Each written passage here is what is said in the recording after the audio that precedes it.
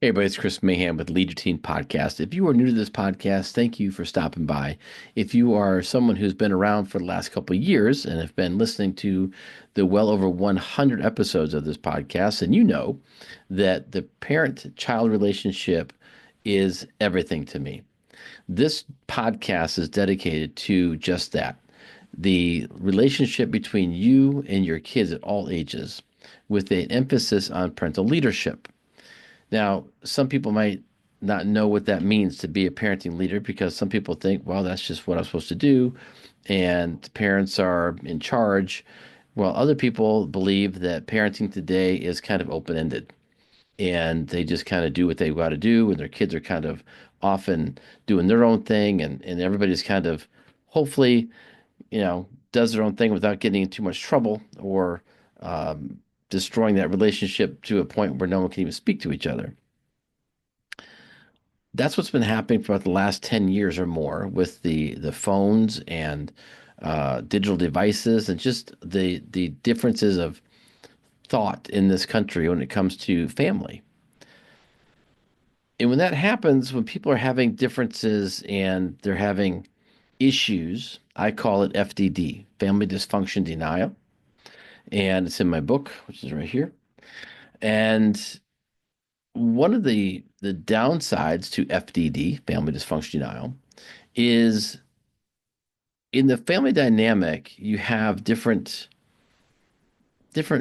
roles, if you will. Yes, you got your mom and dad, but then even with the kids, you have different roles. You have the golden child, you have the black sheep, you have the enabler, you have the different characters, if you will, in the family story. And what happens when some of those people can't handle their role or their place in that dynamic, they turn to things like drugs and alcohol or gambling or crime. And when these things happen, it puts the entire family into another set of circumstances that nobody wants. Now, I don't want to get into all the reasons why people go to drugs and things like that. I've talked about that before. But what is important is to know that if someone is trying to get out of that mess, whether it's alcohol, whether it's drugs, whether it's gambling, or just going from job to job, there's some sort of emotional breakdown that they go to something to fill that void. For my father, it was alcohol. And as much as my family hates to admit it, or he hated to admit it, he definitely had a problem with alcohol. And it caused uh, tremendous problems for me as a kid because I would see my dad in a state that I didn't think any kid should see their father. He was never angry. He was never mean. He never raised a hand to anybody. So unlike the typical drunken father story, he was just kind of a happy drunk who'd fall asleep. But the problem was, is he would make promises and uh, talk about things and forget. And when you're a little kid and you hear your dad telling you things or promising things and he forgets, and you question, well, why did he forget that? What's going on? And you see him drinking and passing out. And to make matters worse, my folks divorced when I was two, so I only got to see my dad every 2 weeks. Back in the 70s and 80s, that was the thing. You can only see your father every 2 weeks. So I got basically 48 hours with him every 2 weeks. And I would know that on Friday night, when we got back to his house from where I live with my mom, and it's about an hour away, by the time we had dinner and we got there, he'd hit the bottle. And I knew that by 8 o'clock, 9 o'clock on a Friday night, he would be out. Saturday morning, he'd get up and everything would be great, like nothing ever happened. Saturday night, same thing. We'd probably go to my uncle's house and they would start drinking, and we wouldn't get home till about 11 o'clock, and my dad would be completely out of it. Sunday, we'd get up, usually go to church, and by 4 or 5 o'clock that evening, we'd head back and get in the car and go back to my mom's house. That was my weekends for many, many years. As I got older, I began to understand that he has a problem. And it really bothered me to the point where I would talk to my family about it and say, how come you guys aren't doing something? How come we can't help him? And I was told many times that it was just easier to allow him to get drunk and to pass out because he was easier to deal with. That was the excuse for many, many years. And in 1994, I went back home for my sister's graduation, and my brother and I went to my dad's house to spend time with him. We went over to my aunt and uncle's for dinner, and they started drinking. We were grilling out, and asparagus was was the vegetable that night. And my dad took about, I want to say, 6 or 7 whole pieces of asparagus and shoved them in his mouth and tried to eat them. And what happened was he began choking. And I'm sitting there watching him turn purple and coughing, and no one's doing anything. He finally spits everything out and kind of has the watery eyes and the whole thing. We're like, okay, oh, you all right, Dad? You all right, Uncle Pat? And yep, yep, oh yeah. And he was just out of it. I went back home to Georgia and I was working on a TV show in the heat of the night, and I went to talk to my boss, and I was just really upset. And he was like, "What's wrong? What's going on with you?" And I said, "Well," I said, "Frank, I don't know how to tell my dad that I don't like his drinking and that it scares me." So my boss, Frank, was like, "Write him a letter, and if you want to send it, send it. And if you don't, at least you got it off your chest." So I wrote the letter, stuck it in the glove box of my car, and it stayed there. And the more I thought about sending it, the more I wondered, well, how is the family going to react to this? And how's my dad going to react to this? And if he reads it when he's sober, is he going to deny everything? If he reads it when he's drunk, is he going to get angry? Like, how's this going to go down? And, for a guy in his early 20s who's been dealing with his whole life, it was just really hard for me to see that. As the years went by, um, my stepmother passed away, and 4 years after that, I came back to Florida with my family, and my dad was not doing well. He was very depressed. He was very upset, and my family was like, "Hey, you got to go do something for Dad. You got to, you know, help him." I didn't know what to do because he was a grown man. He'd been doing this his whole life, and every time I tried to help, either he was in denial or my family just wasn't going to back me up because they thought it was easier. We all knew it, though. That's the thing. We all knew there was a problem, but we just didn't act upon it. So in 2011, uh, I had a coming to Jesus talk with him. My dad was drinking well over nearly 12 to 13 gallons of McGregor Scotch a month by himself. And I kept all the bottles that he would drink. And one night I brought them all in the living room, and this is probably not the best intervention, but I brought them all in the living room and I threw them on the floor. And they're green plastic bottles. And I hate those things. And he said, "What are you doing?" He was drunk. He said, "What are you doing?" I said, "I want you to see." I said, "What's on the floor here?" I said, "What is this?" He said, "Looks like garbage." I said, "Well, what is it?" He's like, "It's just a bunch of bottles." I said, "Well, you know what I see?" And he was like, "What?" I said, "I see broken promises. I see missed opportunities. I see sadness." And I laid it all out for him. And I got so angry. I told him, I said, "Dad, I cannot talk to you as your son right now because I feel like I'm 10 years old." So we had to have a real heart to heart. And he said, "Well, what do you want me to do?" He said, "I can't quit." I said, "Dad, what would you do if I came home and I'm passed out on the couch with a needle in my arm and I'm addicted to heroin or pills? What would you do? Would you just let me keep doing it because you didn't know what to do? Or, it was my life, so you wouldn't care? Like, what would you do if you saw me in the same state that I see you in when it comes to this?" And he just sat there and he said, I don't know. And I think at that point he realized that if he said, "Well, I'd do something," then he would have to admit that I have to do something for him, and that would mean he'd have to change. And that was really, really hard for him because he was completely controlled by that alcohol. Completely.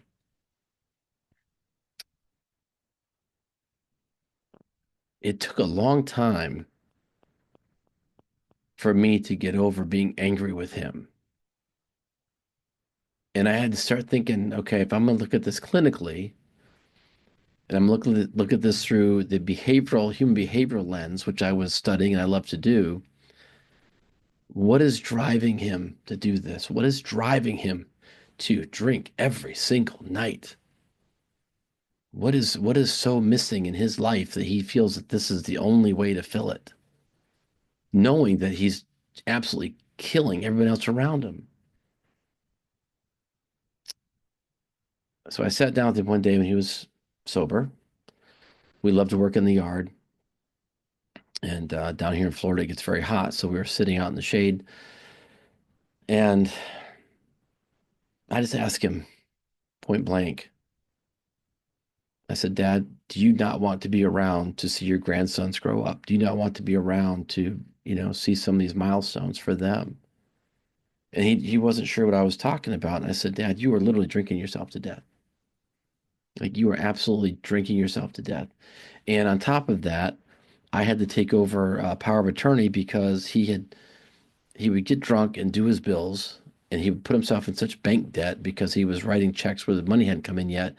And at one point, he was nearly $1,000 in overdraft fees and missed payments because he would do his banking when he was drunk. So he came to me and he said, I don't know if I could do this anymore. I said, well, let me help you. We went to the bank. I became his power of attorney and helped him stay on track. My dad was very prideful because he knew that what he was doing was wrong with his behavior, his drinking, his behavior. And I think he wanted to quit, but he just didn't know how to quit.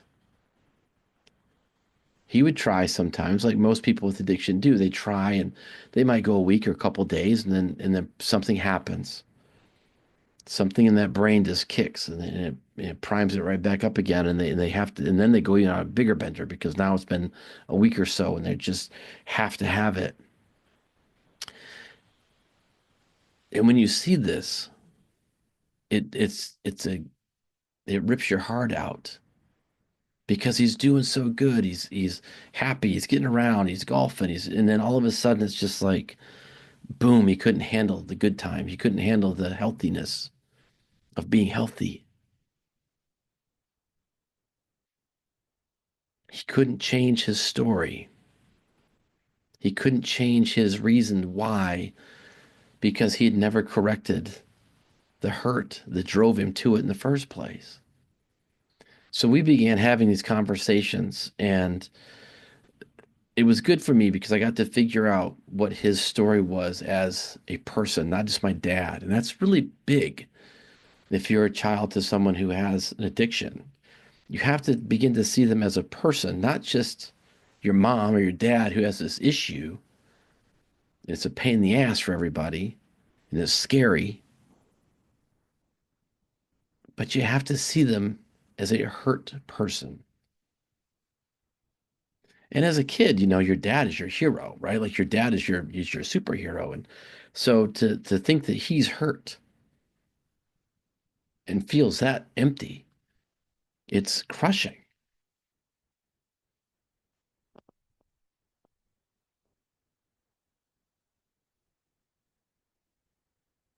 I know right now there are people going through that right now, whether it's alcohol, whether it's pills, whether it's heroin, whether it's fentanyl, every day in this country, people are just feeling broken.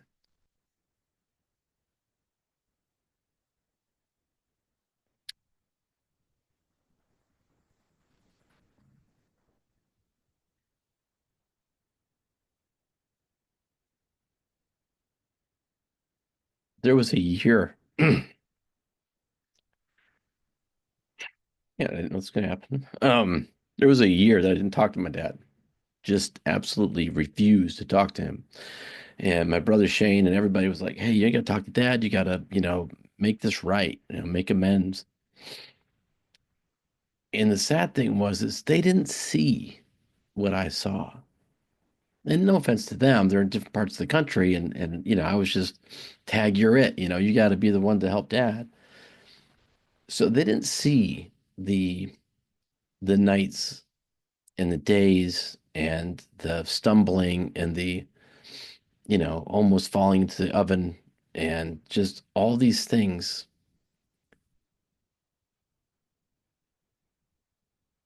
And my dad made some choices that I just I couldn't deal with.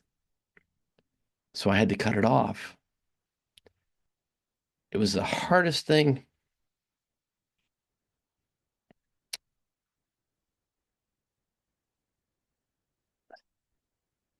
As a son, you don't ever want to disappoint your parents. Not your dad, especially. You don't want to disappoint your dad. And walking away from him for that year was just absolutely unfathomable to me. I mean, my dad and I, when he wasn't drunk, we were talking football, we were talking life, we were talking business, we were talking just the kids and just everything great. But that stupid freaking bottle would always come up.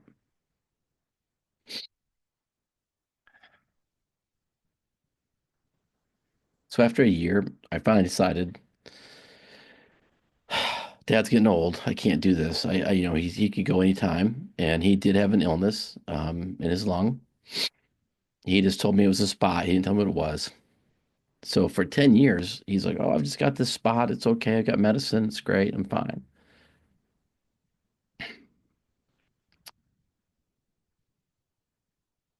And then last March, it wasn't fine.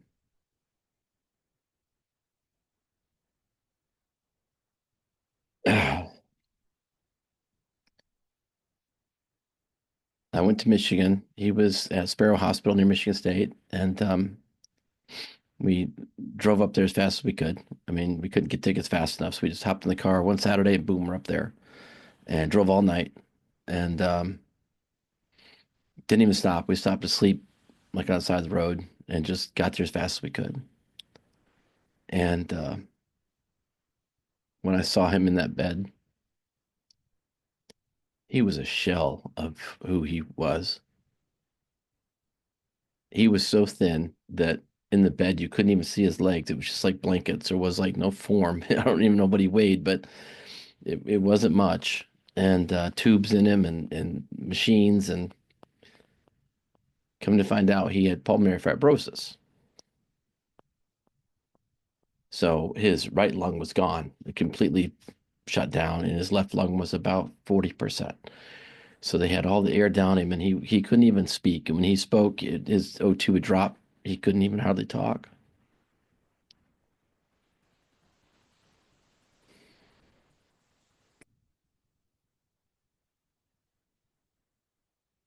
And they give you time to go and say goodbye, right?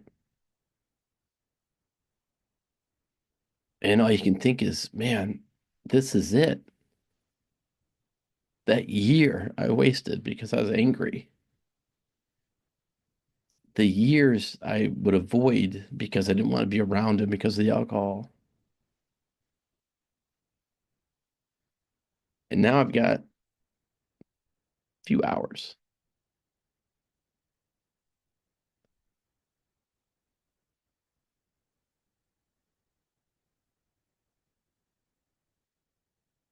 If someone in your life right now, or maybe even you, are dealing with an addiction,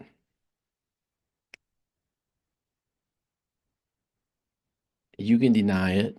You can tell people that you just can't quit. You can say all these excuses. And if you're a family member with someone in your life that is in that position and you're trying, don't do like I did. Keep fighting. Don't waste a year because of your own ego or your pride or your hurt feelings, because eventually they will be gone. Now, luckily, my dad went on natural causes, which was also hard to watch because it was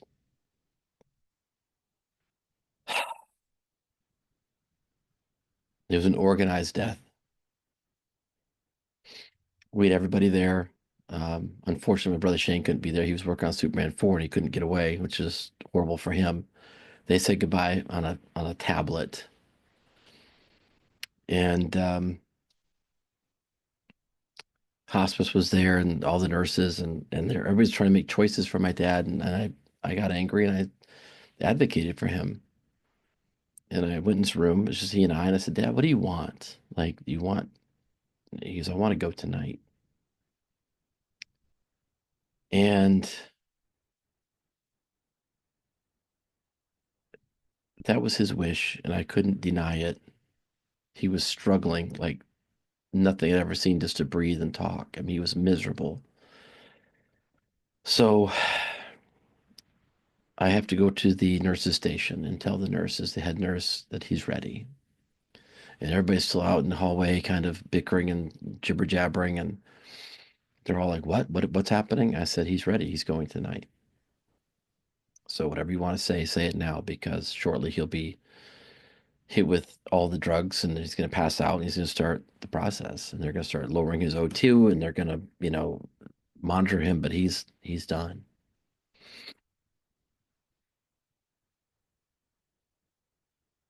That was the hardest thing too,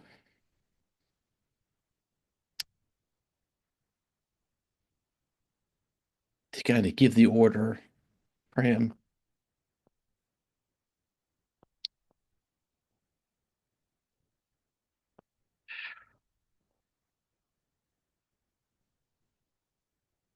They started the process about 9 p.m. and by 11 he was still there. I mean, he'd been living on such low O2 for so long, his body was really kind of, okay with it. So they kept dropping everything, and he had the drugs in him, and he was coming in and out.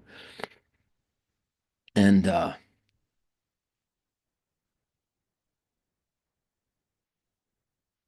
I couldn't sit and watch him go.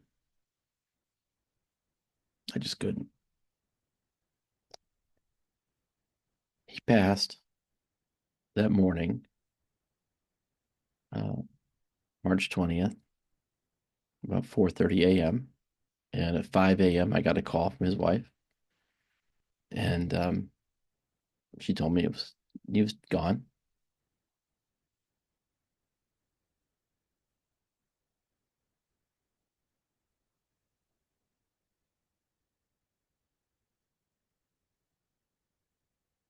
They say when someone goes that's been hurting that it's a relief for them, and it is, because I know he's in a better place.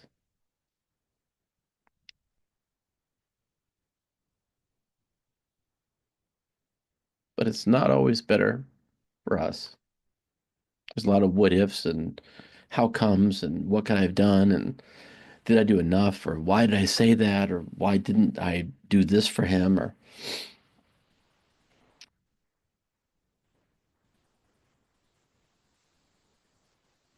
and I just know that people that are going through that, I don't think they really truly want to be that burden. I think that's why they feel like they need those drugs or alcohol because they feel like a burden or something is not connecting with them when it comes to self-fulfillment or, just how they feel about themselves as a person. At least that's kind of how it was for my dad. He was incredibly motivating to me and my brothers and sister and everyone around him. He always had a positive word and always had encouragement, always had support, and always had like, you can do it, you can do it. But then I was like, well, why aren't you? Like, why aren't you, living your own words?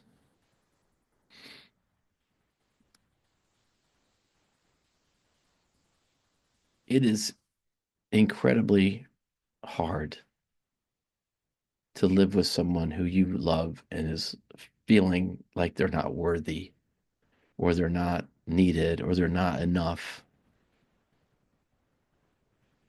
And you can tell them every day and you can show them. And for some reason, they just don't feel it.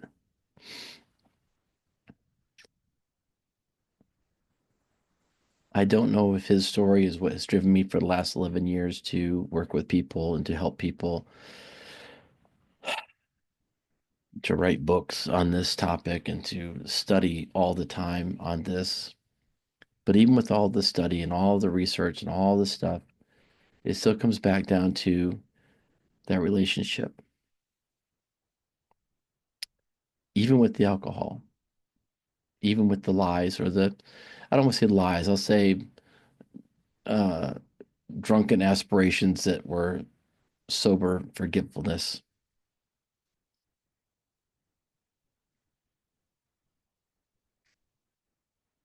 He was my dad.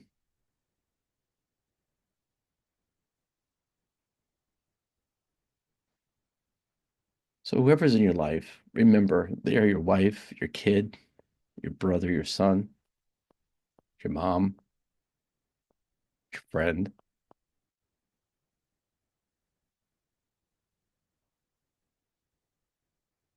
I'm not saying accept the drugs and the alcohol. I'm saying keep working to help them. Don't take a year. It's hard, I know, because I just was at my end. I couldn't do it anymore. I know. Sometimes we need some help too to deal with that. I didn't get it.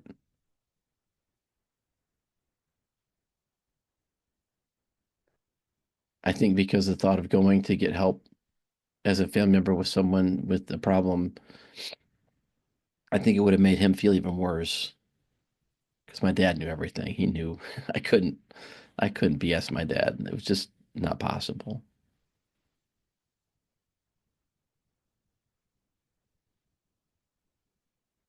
So don't do like I did.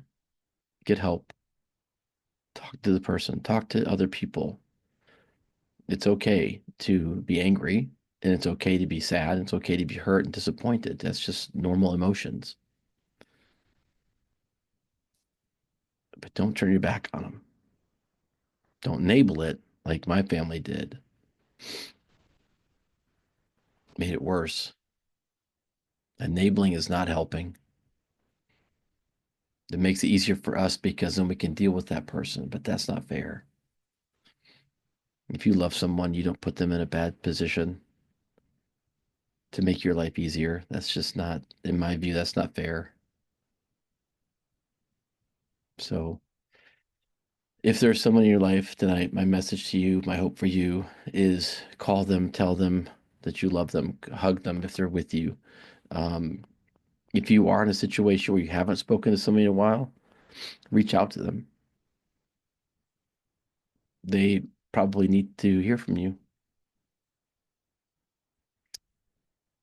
because I didn't reach out for a year and I feel like a complete asshole because of it. I do. So with that, I'm gonna let you guys go. I didn't mean to bring this one down, but I've been working with some folks um, that are in recovery, and it just kind of hit me today. So you guys have a great week, and God bless you all.